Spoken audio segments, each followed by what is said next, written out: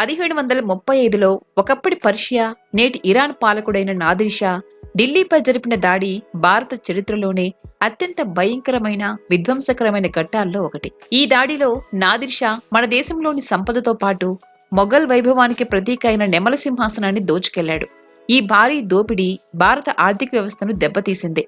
ఆ తర్వాత కాలం నాటి ఆక్రమణదారులకు దారి చూపింది. ఇప్పుడు నెమల సింహాసనం ఎక్కడుంది, ఎలా ఉంది, అసలు ఉందా లేదా, ఈ వీడియోలో మాట్లాడుకుందాం. ప్రస్తుతం జరుగుతున్న యుద్ధాలు, ప్రపంచ రాజకీయాలు అన్నీ కూడా ఇరాన్ చుట్టూనే తిరుగుతున్నాయి. ఈ సందర్భంలోనే మన దేశ చరిత్రకారులు ఒక మర్చిపోలేని ఒక విషయాన్ని మళ్లీ తెరపైకి తెస్తున్నారు. అదే భారత నెమలి సింహాసనం.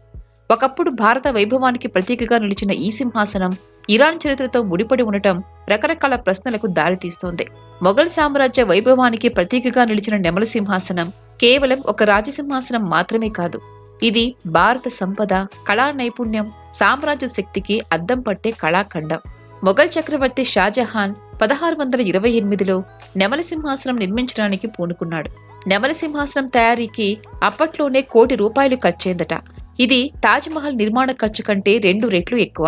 సుమారు 1150 కిలోల స్వచ్ఛమైన బంగారం, 230 కిలోల విలువైన రత్నాలను ఈ సింహాసనం తయారీలో వాడారు. వేలాది వజ్రాలు, పచ్చలు, ముత్యాలు ఇందులో పొందుపరిచారు. పచ్చలతో చేసిన 12 స్తంభాలు, రత్నాలతో పొదిగిన నెమళ్లు, పక్షులు, చెట్ల ఆకృతులతో ఇది ఎంతో సుందరంగా ఉండేది. సింహాసనంలో కూర్చున్నప్పుడు లోపల ఆనుకునేందుకు నవరత్నాలు తాపడం చేసిన బంగారు పీటలు ఏర్పాటు చేశారు. ఇవన్నీ కలిసి ఈ సింహాసనాన్ని ప్రపంచంలోనే అత్యంత విలువైన కళాఖండంగా నిలిపాయి. స్వర్ణకారులు 7 ఏళ్ల పాటు నిరంతరంగా శ్రమించి ఈ అద్భుత సృష్టిని రూపొందించారు.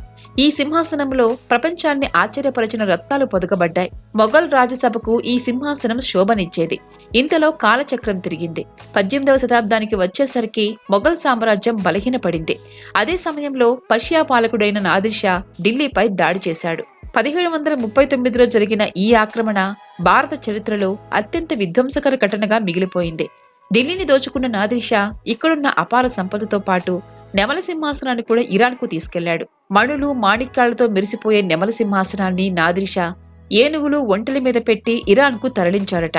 అది కేవలం దోపిడీ మాత్రమే కాదు, భారత వైభవానికి జరిగిన ఒక చారిత్రక అవమానం. ఇక 1747లో నాదిర్ షాను ప్రత్యర్థులు అంతం చేశారు. ఆ తర్వాత నెమల సింహాసనాన్ని కరిగించి బంగారం, మణులు, మాణిక్యాలను దోచుకున్నారని కొందరు చరిత్రకారులు చెప్తారు.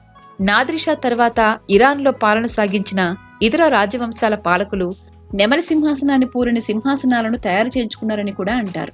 అందుకే ప్రస్తుతం భారత కళాఖండమైన నెమల సింహాసనం ఇప్పుడు ఎక్కడా లేదు. ఇరాన్లోని గోతాన్ ప్యాలెస్ లో ఉన్న నాదిరి నెమల సింహాసనం మనది కాదు. అసలు సింహాసనం చరిత్రలో కరిగిపోయింది.